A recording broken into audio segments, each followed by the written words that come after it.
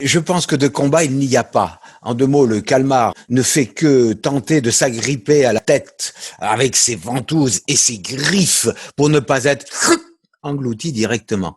Le combat est une sorte de légende. Le cachalot est le maître du lieu. Le calmar n'a nulle part où s'accrocher. C'est pas une pieuvre. Et donc, il ne peut pas attirer le grand, le puissant cachalot dans les profondeurs. Et le cachalot sort à tous les coups gagnant. François Sarano est l'ancien conseiller scientifique du commandant Cousteau. Il a participé à une vingtaine d'expéditions à bord de la Calypso.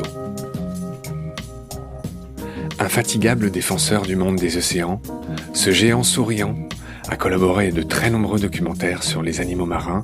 Il a aussi écrit de très nombreux livres. François est régulièrement l'invité des plateaux de télé et des studios radio, où il vient distiller sa passion et ses connaissances du monde du silence. Une expression célèbre et poétique, mais très loin de la réalité. Le monde marin est en effet très bruyant.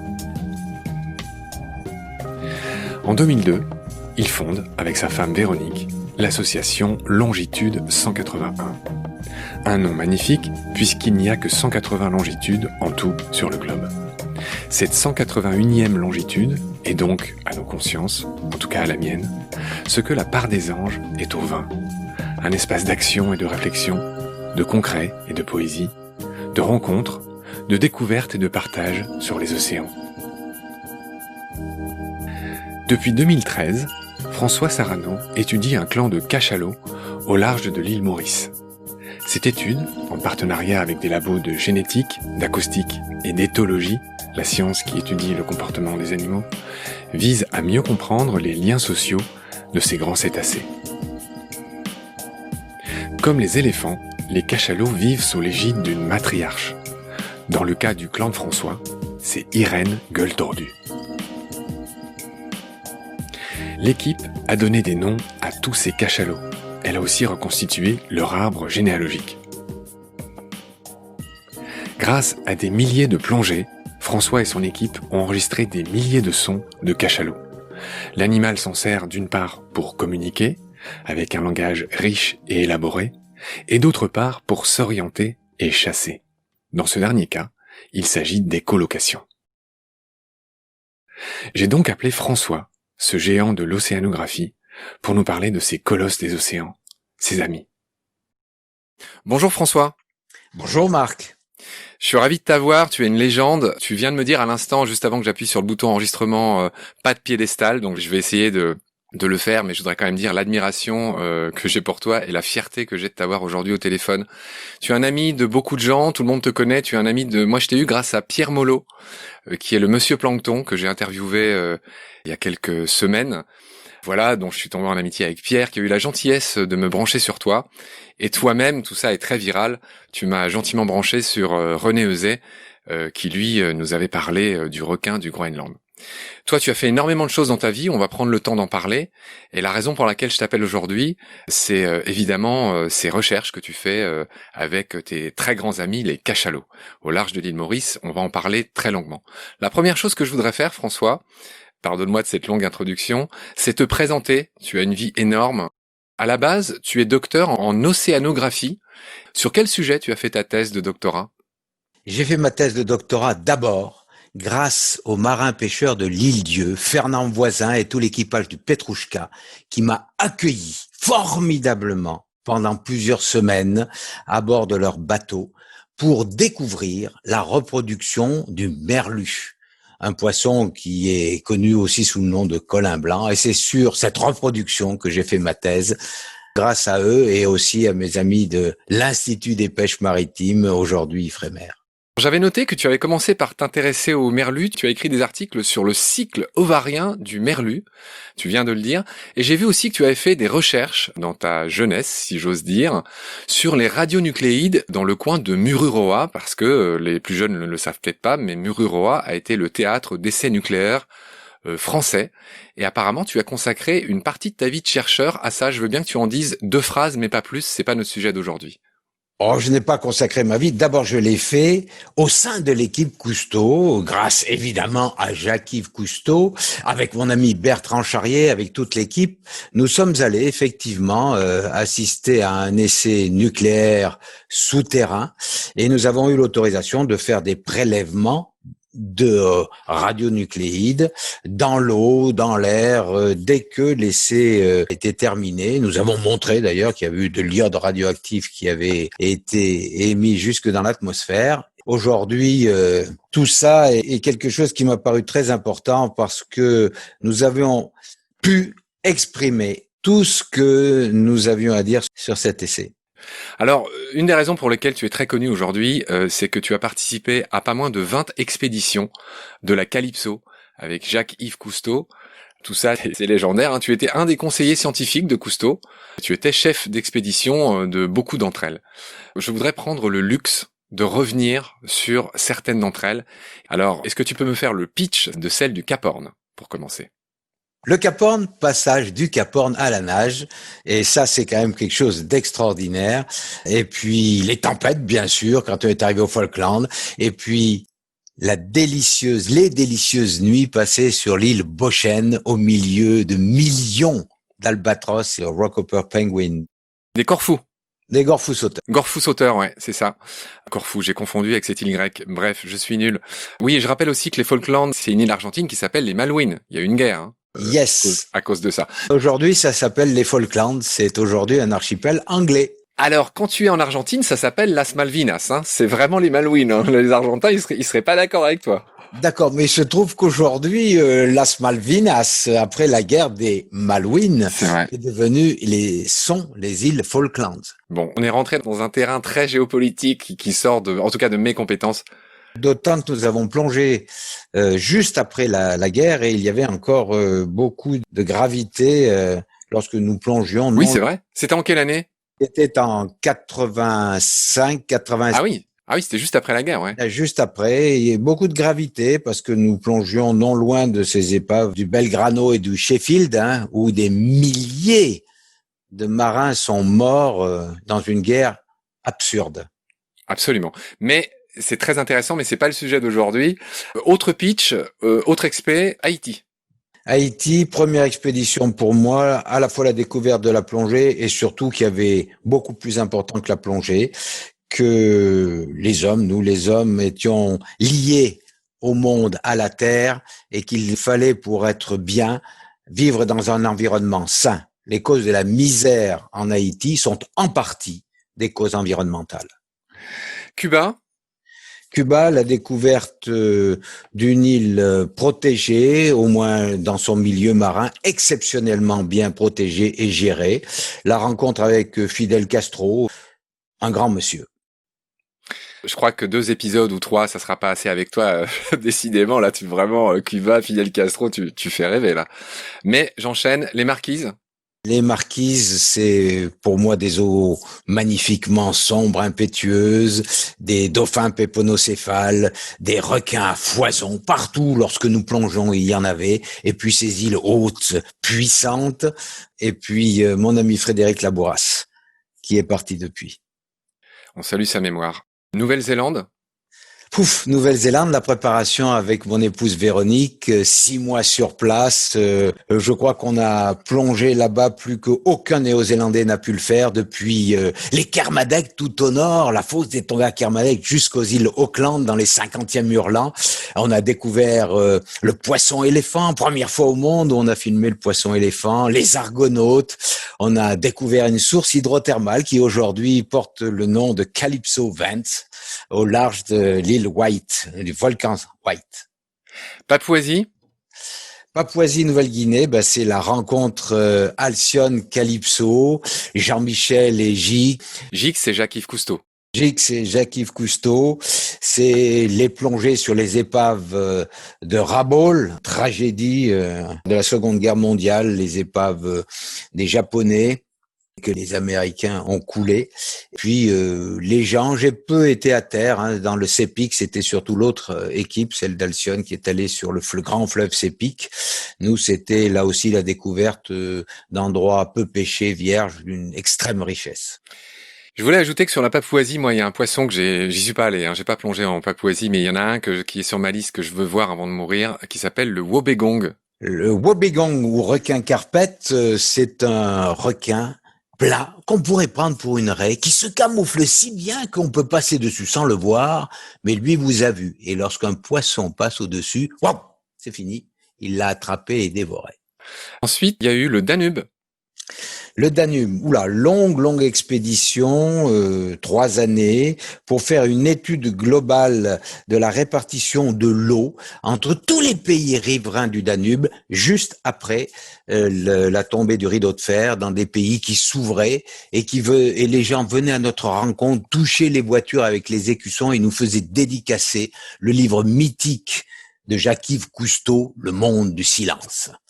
Et puis des gens incroyables, formidables dans chacun des pays, la Roumanie, la Hongrie, la Yougoslavie, qui malheureusement aujourd'hui est en plus petits morceaux, la Hongrie. Est-ce que tu as vu l'envol des éphémères? Est-ce que vous avez filmé ça dans le delta du Danube? Non, on n'a pas filmé l'envol des éphémères, on a filmé l'envol extraordinaire des pélicans. J'ai eu la chance formidable de couché dans une barque au milieu du delta du Danube avec mon ami caméraman John Jackson. Nous sommes restés à filmer ces pélicans sur les îles flottantes qui s'appellent le Plaor et de rester là à l'affût pour filmer ces pélicans extraordinaires. Patrimoine de l'humanité, le Danube. Et oui, c'est nous, et c'est en partie moi, qui ai fait l'étude qui a permis de classer ce delta du Danube. Je voudrais saluer au passage ma belle-sœur qui s'appelle Michaela, qui est roumaine et qui m'a beaucoup parlé de son pays et du Danube. Je lui fais un gros bisou au passage. Chine, cher François. Chine, le fleuve jaune.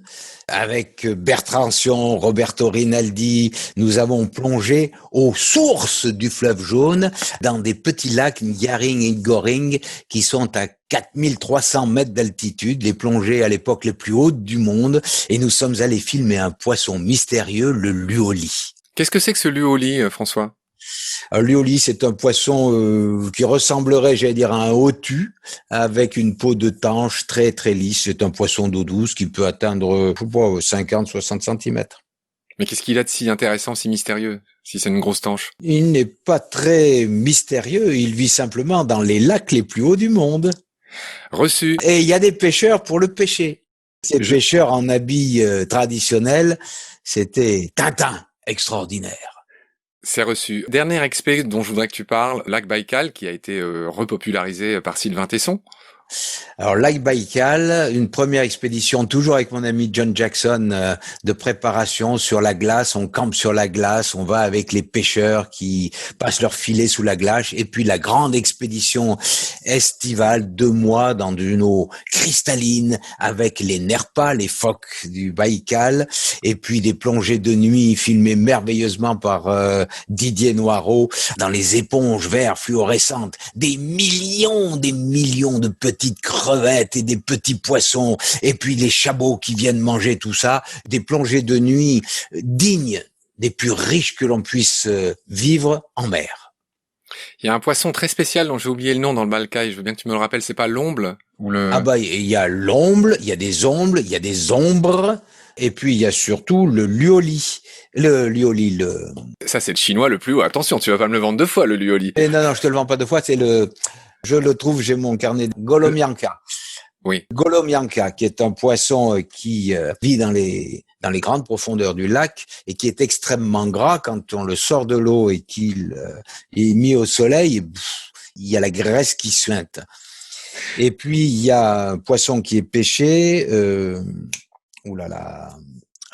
C'est l'omoule. Voilà, c'est l'omoule. Voilà. C'est l'omoule. Alors sur cet omoule, qui est effectivement un poisson très pêché, qui ressemble à une grosse truite, hein, c'est ça l'omoule ? Non, pas du tout. C'est pas un salmonidé. C'est un corégone. C'est un poisson qui ressemble au corégone de nos lacs chez nous. C'est-à-dire, grosso modo ? La ferra du lac Léman.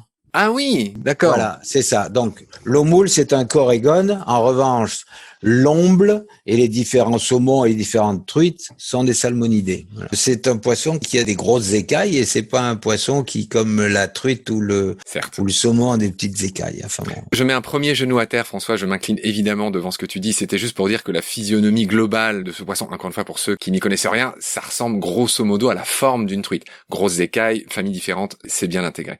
Mais j'enchaîne, tu as beaucoup bossé dans ta vie sur la question des ressources halieutiques, qui est un mot un peu scientifique, juste pour dire la pêche en fait. Tu as travaillé sur l'état des stocks. Population. Des populations, voilà, des populations. Oui, tu fais bien de me reprendre. Ouais, parce que le mot stock, tout d'un coup, stock, tonne, ouais, je crois que c'est un peu la réification du vivant. Très juste. Je mets mon deuxième genou à terre, il va plus me rester de genou à la fin de notre entretien. Tu as tout à fait raison, tu as bien fait de me reprendre. Donc tu as bossé avec le WWF à l'époque, qui n'était pas dirigé comme aujourd'hui par Isabelle Autissier, hein, l'ancienne navigatrice. Donc voilà, donc tu sais de quoi tu parles, tu as beaucoup bossé avec un certain Laurent Debat, qui est un de ceux que j'ai appelé les mousquetaires, dont j'ai eu le 06 via notre ami commun Pierre Molot.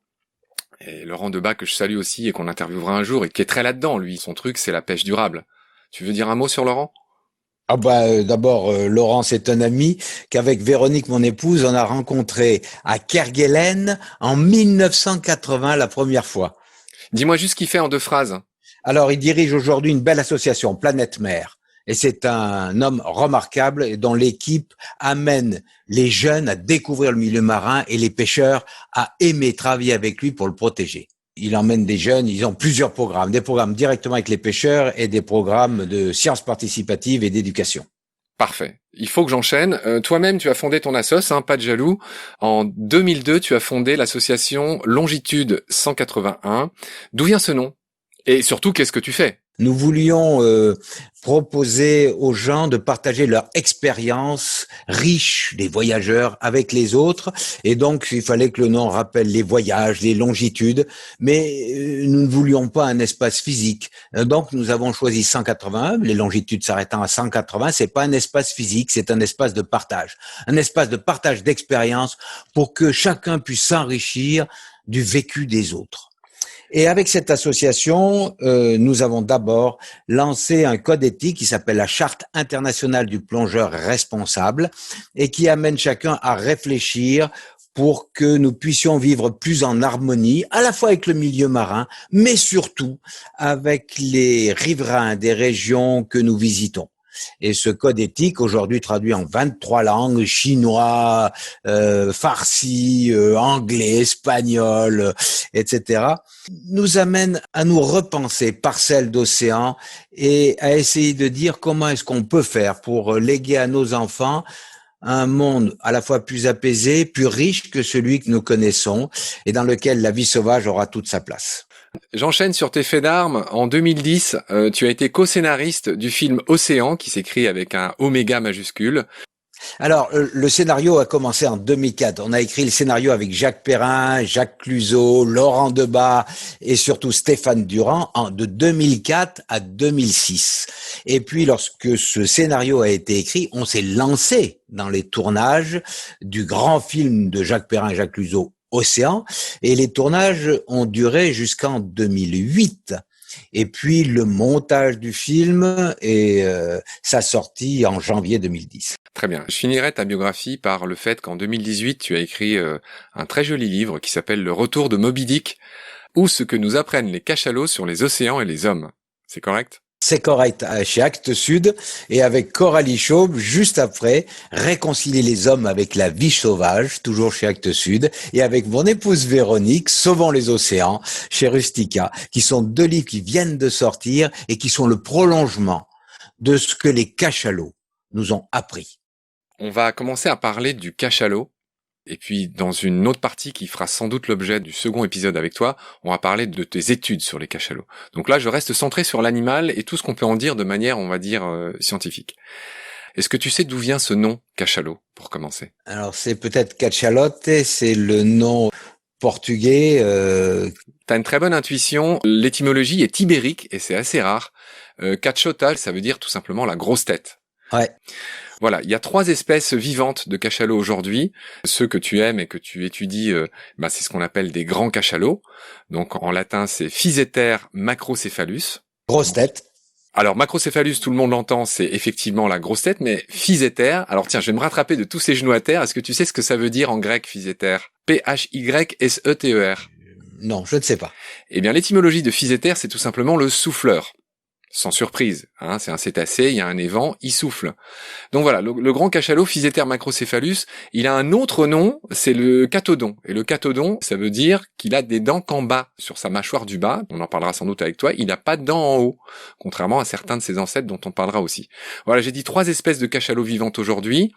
Il y a le cachalot nain, Kogia sigma, et le cachalot pygmée, Kogia breviceps.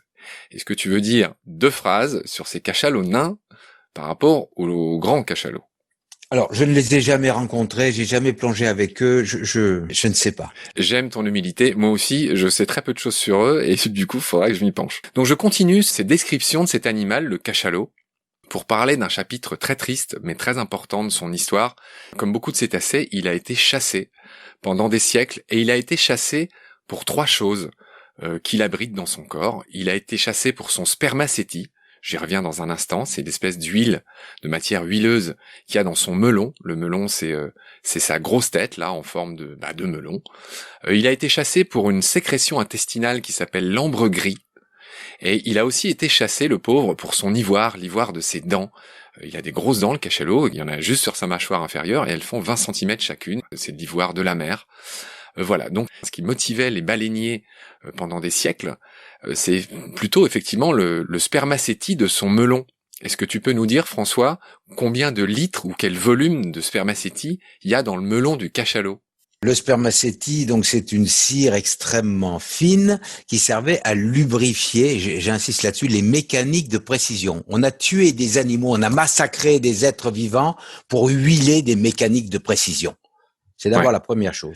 La quantité varie effectivement avec la tête du cachalot. Je n'ai pas d'ordre d'idée, mais les cachalots les plus gros... 2 mètres cubes, 3 mètres cubes. Moi, je sais pas non plus. Hein. Non, il faudrait que je cherchais pas d'idée en tête à ce moment-là. D'accord, on vérifiera. Mais peu importe les quantités, encore une fois.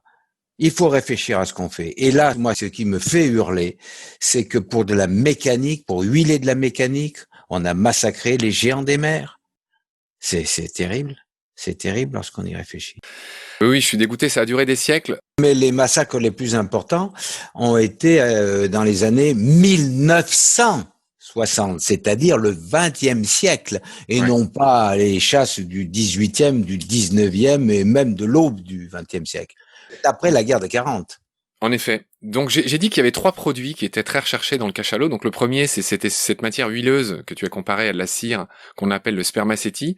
Le fanat de l'étymologie que je suis revient à la charge. Sperma en grec, c'est la graine. Tout ce qui est cétus, c'est les baleines.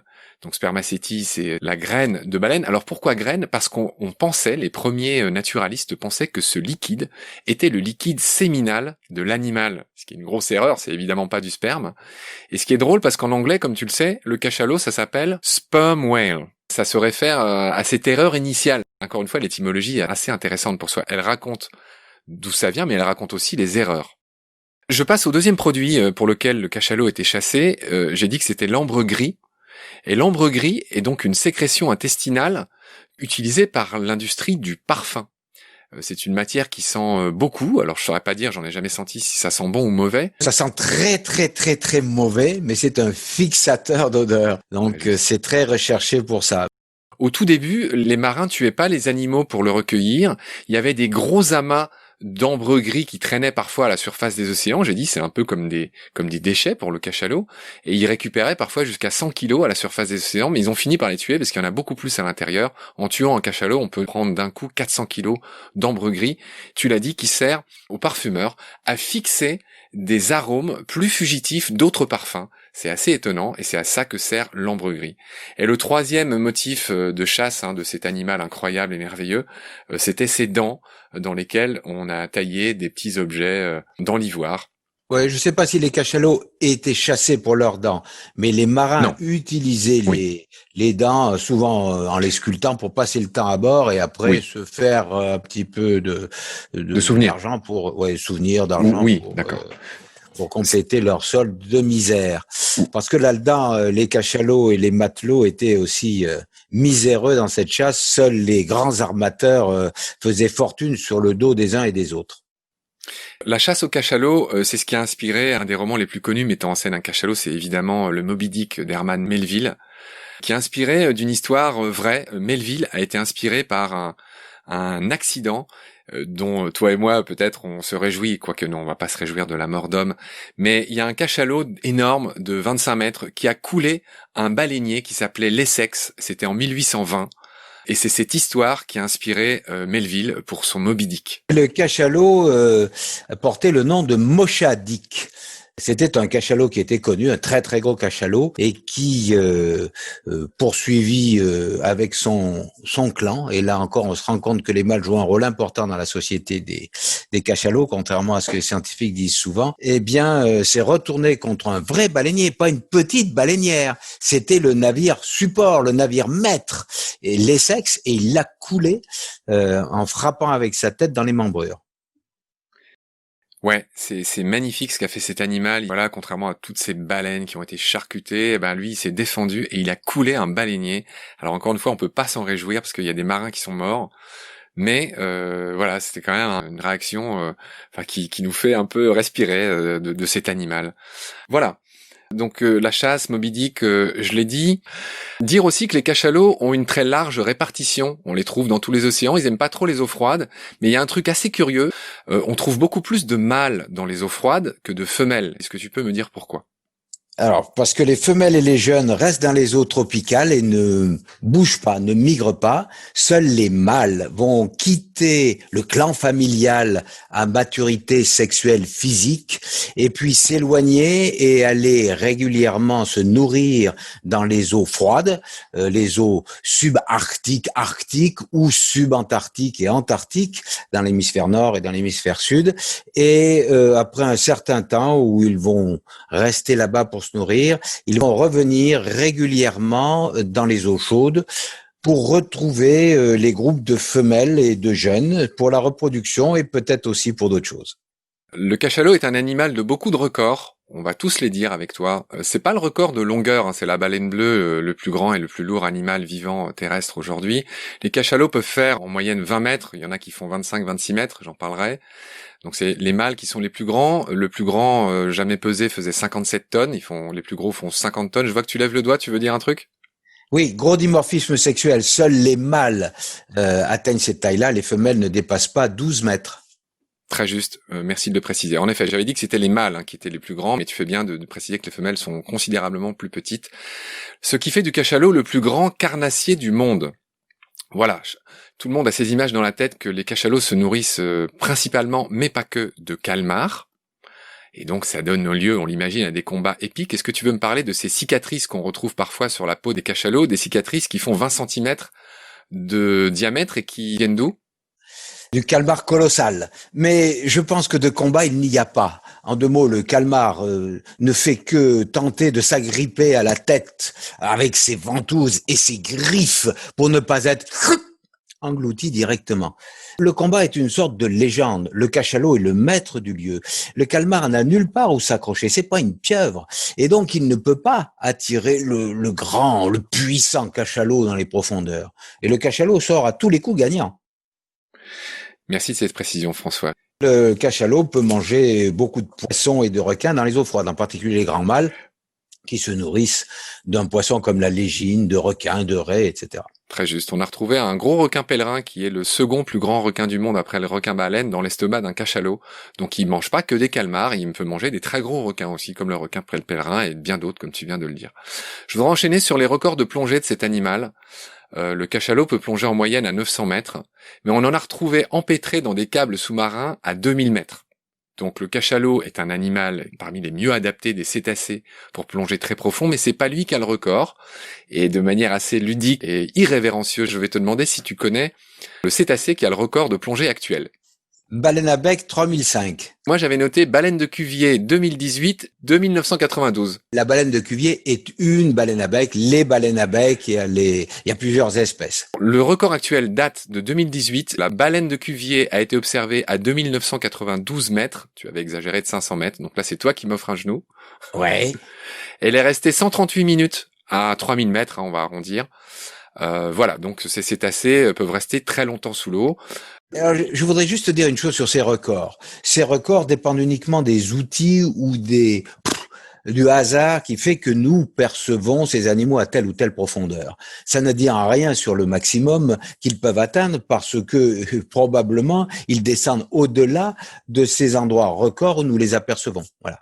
Et comme nous mettons peu de balises sur ces animaux, nous ne savons pas grand-chose sur ces choses. Mais c'est vrai que le plus souvent, les cachalots descendent dans la zone des 1000 mètres pour se nourrir, entre 600 et 1200 mètres. En Méditerranée, 2005. Il faut savoir quand même qu'à 1000 mètres de profondeur, il y a une pression qui est 100 fois supérieure à la pression atmosphérique. Et donc, c'est quelque chose de colossal, cette pression que le cachalot supporte. Et puis, il faut y rester longtemps, plus d'une heure. Parfois, les cachalots restent 1h20, 1h30. Donc, il faut les capacités d'apnée est aussi phénoménales. Oui, je voudrais ajouter à ce que tu dis, et j'espère que tu confirmeras, que malgré leur extraordinaire adaptation, les cachalots sont victimes, les vieux cachalots sont victimes de problèmes de décompression, et on en a retrouvé avec des parties du corps nécrosées à cause des problèmes de décompression, ce qui n'arrive pas chez les jeunes cachalots, mais on a retrouvé beaucoup de vieux cachalots qui avaient souffert d'ostéoporose et d'autres maladies typiques de la compression, enfin en gros de tout cet azote gazeux qui se dissémine dans le corps quand on plonge et qui peut créer des problèmes. C'est pour ça qu'on fait des paliers de décompression, hein, j'explique à ceux qui ne sont pas plongeurs. C'est pour ça qu'on fait des paliers de décompression pour éviter que les bulles d'azote grossissent et viennent obstruer des vaisseaux et créer tout un tas de problèmes qui s'appellent les maladies de décompression. Tu veux ajouter quelque chose ?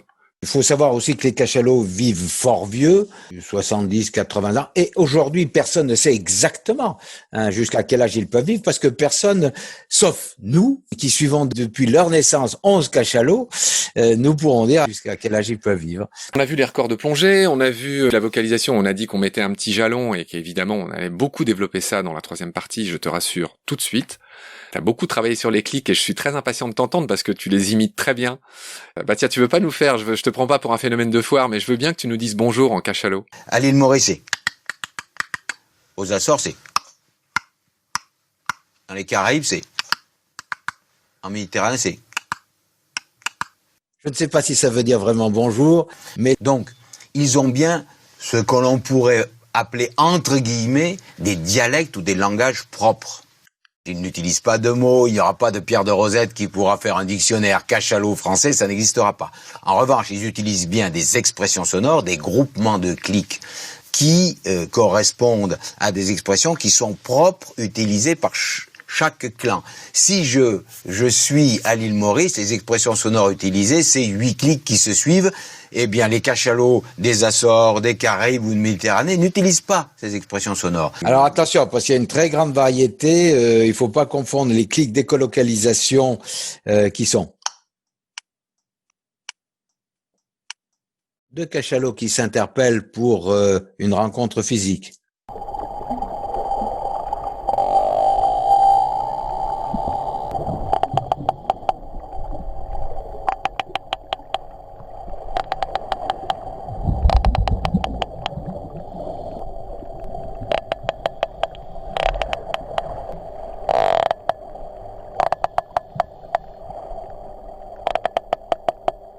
Et si l'autre répond,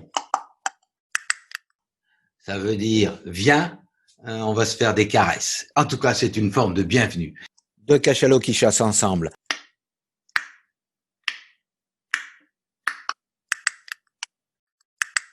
C'est des cachalots qui sont en train de chasser dans les profondeurs.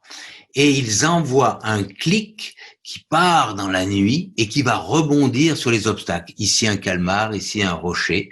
Et ça va leur permettre de situer cet obstacle ou ce calmar. Et en envoyant des sons ainsi de façon répétitive et en écoutant leur écho, ils savent exactement à qui ils ont affaire, si c'est une proie ou un obstacle. Et ils peuvent ainsi la capturer dans un endroit où c'est la nuit absolue sans les voir. Et tu m'avais parlé d'une mère avec ses petits aussi. Alors, une mère avec son petit, il a disparu, il est trop loin pour qu'elle le voie, alors elle va l'appeler en émettant des clics en surface de façon répétitive et en tournant sur elle-même.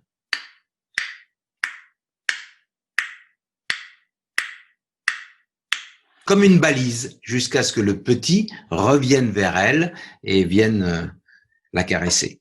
Je voulais signaler que, en français, on parle d'un clan de cachalots, et qu'en anglais, on dit un pod, comme pour les dauphins ou pour les baleines, c'est le nom qui est consacré. Voilà, on dit un pod. Mais en français, c'est le clan, hein. Toi, tu étudies un clan.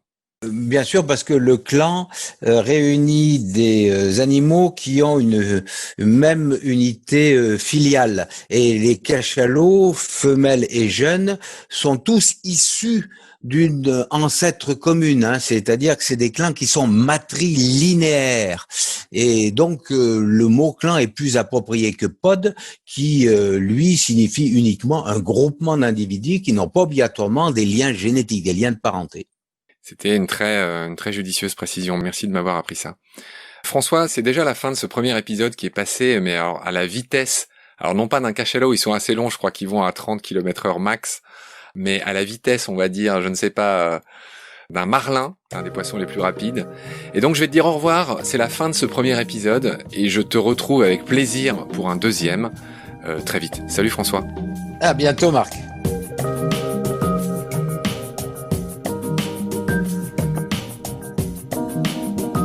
C'est la fin de cet épisode, merci de l'avoir suivi. Rendez-vous tous les mercredis et les dimanches pour de nouvelles découvertes. Merci de partager le lien de Baleine sous Gravillon et de vous abonner sur votre plateforme d'écoute si vous avez aimé. Des étoiles et des commentaires sont indispensables pour être mieux référencés et j'en ai beaucoup trop peu pour l'instant. Pourtant, grâce à eux, le podcast serait spontanément proposé à davantage d'auditeuristes. Baleine sous Gravillon est fait sans aucune aide, sans pub. Il me prend tout mon temps depuis quelques mois et n'est pas monétisable. Celles et ceux qui le souhaitent peuvent donc aussi m'aider en faisant un don sur le site Tipeee. Merci par avance. Vos critiques, conseils, suggestions et idées sont aussi les bienvenus sur la page Facebook de Baleine sous Gravillon que j'alimente et consulte tous les jours. D'ici là, prenez soin de vous et de ce qu'il y a autour de vous. Merci. À bientôt.